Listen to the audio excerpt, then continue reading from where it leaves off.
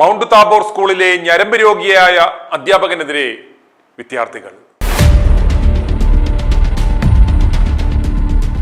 Orthodox വിഭാഗത്തിന്റെ കീഴിലുള്ള ഒരു സന്യാസ പ്രസ്ഥാനമാണ് കൊല്ലം ജില്ലയിലെ പത്തനാപുരത്ത് സ്ഥിതി ചെയ്യുന്ന മൗണ്ട് താബോർ ദേറ.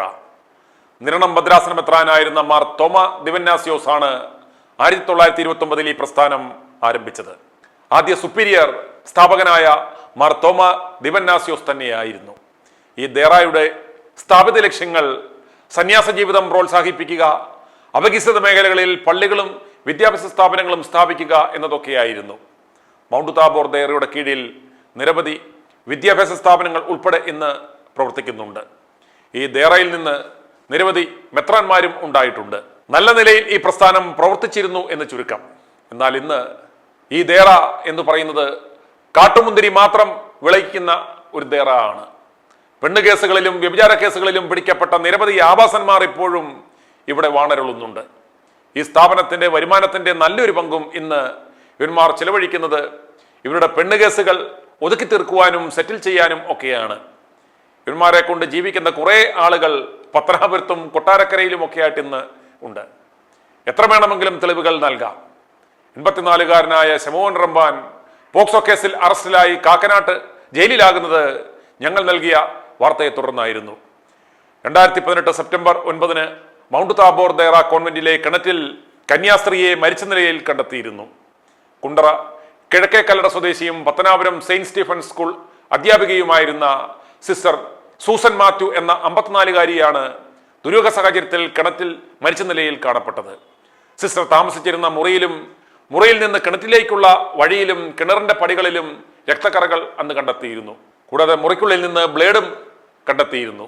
സിസ്റ്ററുടെ 2 കൈത്തണ്ടകളിലും ആഴത്തിലുള്ള മുറിവുകൾ ഉണ്ടായിരുന്നു. തിരുവനന്തപുരം മെഡിക്കൽ കോളേജിൽ നടത്തിയ പോസ്റ്റ്മോർട്ടം റിപ്പോർട്ട് പ്രകാരം മുങ്ങിമരണമാണ് മരണകാരണമായി കാണിച്ചിരിക്കുന്നത്.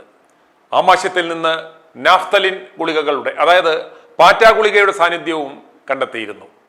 ദേറായിക്ക് ഇഷ്ടം പോലെ കാശുണ്ടായിരുന്നത് കൊണ്ട് ആ കേസും ആവിയായി. ഇന്ന് ITV ന്യൂസ് ഇപ്രകാരം ഒരു വാർത്ത ചെയ്യുവാൻ കാരണം മൗണ്ട് താബോർ ദേറയുടെ കീഴിലുള്ള Pathanapuram mount Tabor higher secondary സ്കൂളിൽ സംഭവിച്ച ഗുരുതരമായ ഒരു സംഭവമാണ്. ഈ സ്കൂളിലെ മനോജ് എന്ന ഞരമ്പ് രോഗിയായ ഒരു അധ്യാപകന്റെ ഭാഗത്തു നിന്നും കഴിഞ്ഞ ഏതാനും വർഷങ്ങളായി കുട്ടികൾക്ക് പലതരത്തിലുള്ള ലൈംഗിക ഉപദ്രവങ്ങൾ ഉണ്ടായിക്കൊണ്ടിരിക്കുന്നു. ഈ ഞരമ്പൻ അധ്യാപകനെ കുറിച്ച് കുട്ടികളും മാതാപിതാക്കളും സ്കൂളിലെ അധ്യാപകർക്കും പ്രധാന അധ്യാപകനും സ്കൂളിന്റെ മുഖ്യ ചുമതലക്കാരനുമായ ഫിലിപ്പ് പാദ്രിക്കുമടക്കം പരാതികൾ നൽകിയിട്ടും PTA യോഗങ്ങൾ കൂടി ഇക്കാര്യങ്ങൾ ചൂണ്ടിക്കാട്ടിയിട്ടും സ്കൂൾ അധികൃതർ ഇയാളെ സംരക്ഷിക്കുക മാത്രമല്ല പരാതി പറഞ്ഞ കുട്ടികളെയും മാതാപിതാക്കളെയും വിരട്ടുകയും ചെയ്തു. പത്തനാപുരം പോലീസ് സ്റ്റേഷനിലെത്തി കുട്ടികളും രക്ഷിതാക്കളും പരാതി നൽകിയിട്ടും കോടതി കയറി ഇറങ്ങി ജീവിതം തീരും വിട്ടുകളയെന്നും പറഞ്ഞ് പോലീസ് ഇവരെ പറഞ്ഞയച്ചുവെന്നും മാതാപിതാക്കൾ ITV ന്യൂസിനോട് പറഞ്ഞു. നീയൊക്കെ അഴിഞ്ഞാടി അധ്യാപകന്റെ അടുത്തേക്ക് പോകുന്നത് കൊണ്ടല്ലേ ഇങ്ങനെയൊക്കെ സംഭവിക്കുന്നതെന്നാണ് അധ്യാപകന്മാരോട് തങ്ങളുടെ ബുദ്ധിമുട്ട് പങ്കുവെച്ചപ്പോൾ കുട്ടികളോട് ഇവർ പറഞ്ഞത്. തങ്ങൾക്കുണ്ടായ ബുദ്ധിമുട്ടുകൾ പെൺകുട്ടികൾ മറ്റു കുട്ടികളോട് പറഞ്ഞപ്പോൾ കഴിഞ്ഞ ദിവസം സ്കൂളിൽ വിദ്യാർത്ഥി സംഘടനകളുടെ നേതൃത്വത്തിൽ വലിയ സമരം നടന്നു. പത്തനാപുരം പോലീസ് അവിടെ എത്തി. ഇതാണ് കാരണം എന്ന് അറിഞ്ഞിട്ടുകൂടി അവർ യാതൊരു നടപടിയും കൈക്കൊണ്ടില്ല. Pathanapuram mount Tabor higher secondary സ്കൂളിലെ അധ്യാപകനെതിരെ വിദ്യാർത്ഥികൾ സമരത്തിൽ. സ്കൂളിലെ അധ്യാപകൻ നഗ്നതാ പ്രദർശനവും അശ്ലീല ചുവയുള്ള വർത്തമാനവും പറഞ്ഞെന്നാരോപിച്ച് വിദ്യാർത്ഥികൾ നൽകിയ പരാതി സ്കൂളിന്റെ ചുമതലയുള്ള അധികാരികൾ തന്നെ പൂഴ്ത്തിവെച്ച് അധ്യാപകനെ സംരക്ഷിക്കുന്നതായും ആരോപിക്കുന്നു. സ്കൂൾ വിദ്യാർത്ഥികൾ SFIയുടെ നേതൃത്വത്തിൽ അധ്യാപകനെ അറസ്റ്റ് ചെയ്യണമെന്നാവശ്യപ്പെട്ട് സമരം സംഘടിപ്പിച്ചു.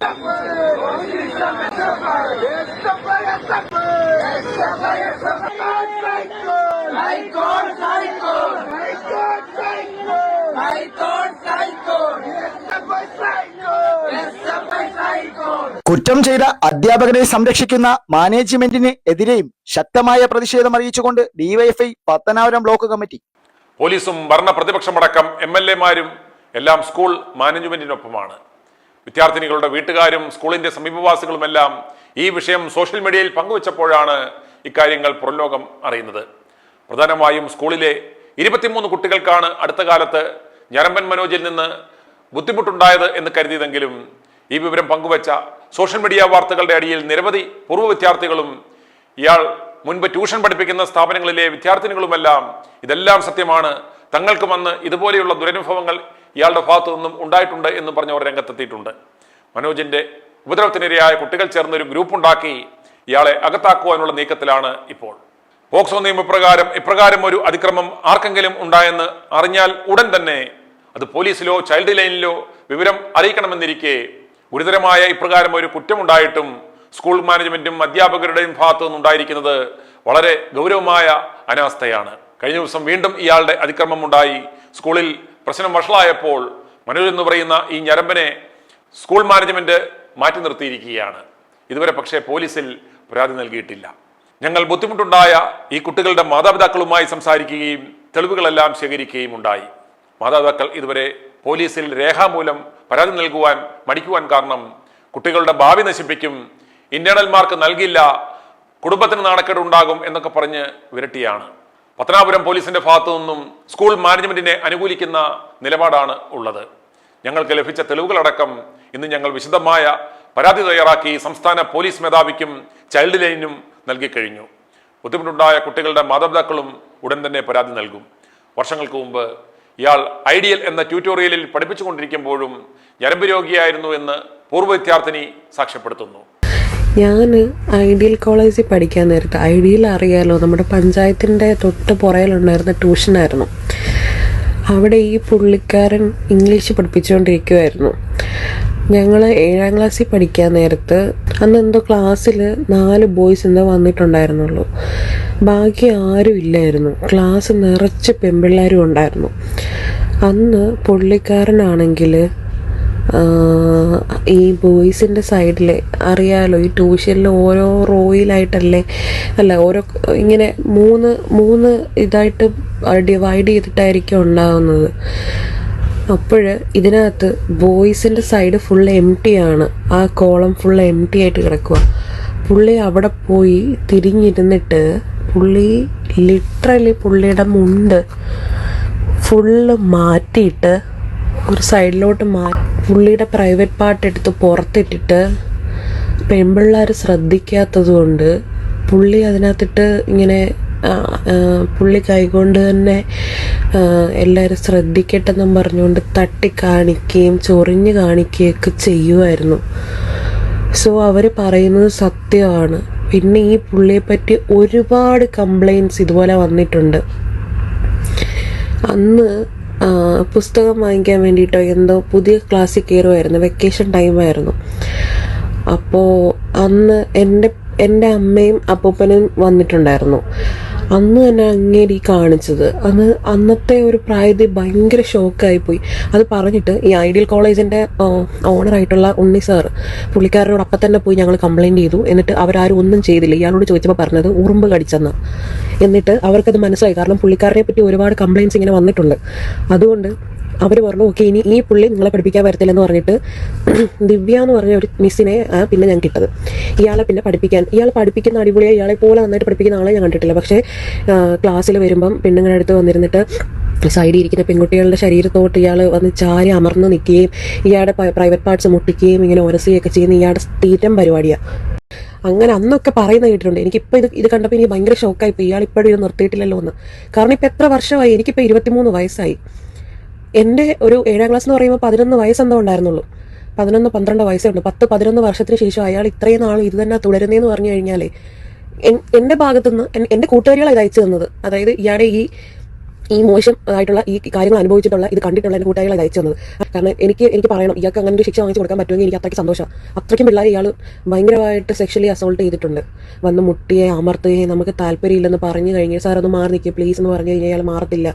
ഇയാൾ വന്ന് അമർത്തി പിടിക്കുകയും അന്നത്തെ കാലത്തെന്ന് പറഞ്ഞു കഴിഞ്ഞാൽ ഇപ്പോഴത്തെ ജെൻസി പിള്ളേർ, ഇപ്പം ഞാനും ജെൻസിയാണ്, പക്ഷേ ഇപ്പോഴത്തെ പിള്ളേരൊക്കെ എന്ന് പറഞ്ഞാൽ പ്രതികരിക്കുകയൊക്കെ ചെയ്യും. നമുക്കന്നൊന്നും അതിനുള്ള തൻ്റെ ഇടവോ ഭയങ്കര പേടിയാണ്. മനസ്സിലായോ? നമ്മൾ വീട്ടിൽ പോയി പറഞ്ഞു കഴിഞ്ഞാൽ അവർ ഒന്ന് കംപ്ലയിൻറ്റ് ചെയ്ത് കഴിഞ്ഞാൽ അയ്യോ പ്രശ്നമാക്കല്ലേ അങ്ങനെ എങ്ങനെയാണെന്നൊക്കെ പറഞ്ഞ് ഇയാളെ പഠിപ്പിക്കാൻ വിടത്തില്ല എന്നൊക്കെ പറഞ്ഞിട്ട് ഇവരൊക്കെ ഒതുക്കി തീർക്കുകയാണ് ചെയ്യുന്നത്. ഇവരാരും ഒന്നിനും പോയിട്ടില്ല. പിന്നെ ബാക്കി പെൺപിള്ളേരുടെ അടുത്തും സപ്പോർട്ട് ചെയ്താൽ അവർക്കും പേടിയാണ്. മനസ്സിലായോ? ഈ പിള്ളേരുടെ കൂട്ട് വോയിസ് അന്ന് സപ്പോർട്ട് ചെയ്ത് നോക്കിയെങ്കിൽ നമുക്ക് എന്തെങ്കിലും ചെയ്യാമായിരുന്നു. ഇയാൾ ഇങ്ങനെ ഒരു പരമ ചെറ്റയാണ്. എന്നെ 2-3 വർഷം പഠിപ്പിച്ചിട്ടുള്ളതാണ് ഇയാൾ. ഇയാളുടെ കൂട്ടൊരു പരമ ചെറ്റയെ ഞാൻ കണ്ടിട്ടില്ല എൻ്റെ ലൈഫിൽ, അങ്ങനെ വേണം പറയാൻ. ഇയാൾക്ക് കുറേ നമ്മുടെ മൗണ്ട് താബോറിൽ ഇയാൾ +1 ഇംഗ്ലീഷും പഠിപ്പിക്കുന്നുണ്ട്. അപ്പോൾ അവിടെ കുറേ ചെറുക്കന്മാരെ സമയത്ത് ഇയാളെ എടുത്തിട്ട് നല്ലപോലെ അടിച്ചിട്ടുണ്ട്. ഇയാളുടെ ഈ സ്വഭാവം കാരണം ഓരോ പെൺപിള്ളേരുടെ അടുത്ത് മോശമായിട്ട് പെരുമാറുകയും ഇപ്പോൾ ചിലപ്പോൾ ഈ വീഡിയോ റീച്ച് ആകുവാണെങ്കിൽ ചിലപ്പോൾ ഇതുപോലെ ഓരോ പെൺപിള്ളേർ വന്ന് ചേട്ടനോട് ചിലപ്പോൾ അനുഭവങ്ങൾ പറയുമായിരിക്കും. എൻ്റെ ഇടം ഉണ്ടെങ്കിൽ എനിക്കറിയില്ല. But I am damn sure ഇവരെല്ലാം ഇതിലൂടെ ഗോ ത്രൂ ചെയ്തിട്ടുണ്ട്. ഇയാൾ പഠിപ്പിച്ചിട്ടുള്ള ഓരോ പെൺകുട്ടികളും ഞാൻ എടുത്തു പറയുന്നത്, ഓരോ പെൺകുട്ടികളും ഇയാൾ ഈ പറഞ്ഞത്. ഇപ്പം അന്ന് ഈ കാണിച്ചതിൻ്റെ അന്ന് തന്നെ ഞാനാണ് അന്ന് സൈഡിൽ ഇരുന്നത് എൻ്റെ ബെഞ്ചിൻ്റെ.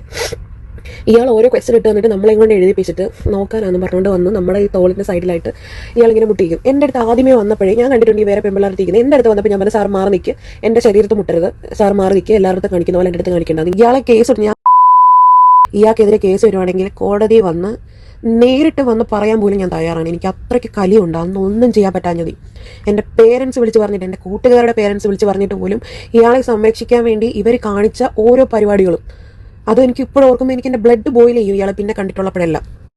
കാരണം ഇന്നും അതൊരു ട്രോമയായിട്ടാണ് ഉള്ളിൽ കിടക്കുന്നത്. ഒരു അധ്യാപകനിൽ നിന്ന് ഒരിക്കലും എക്സ്പെക്ട് ചെയ്യാത്തൊരു കാര്യമാണ് ഇയാൾ ഈ കാണിച്ചു വെച്ചത്.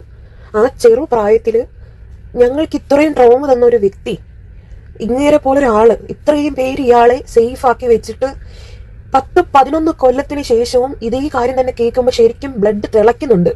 ഇനി മറ്റൊരു പേരന്റിന്റെ പ്രതികരണം കേൾക്കുക. ഞങ്ങൾ ഈ മനോജ് എന്ന് പറയുന്ന സാറിന് ഇനി അവനെ വിളിച്ചിട്ട് കാര്യമില്ലെങ്കിലും നമ്മൾ വിളിച്ചു പോയതുകൊണ്ട് അങ്ങനെ വരുവാണ് മനസ്സിലായത്.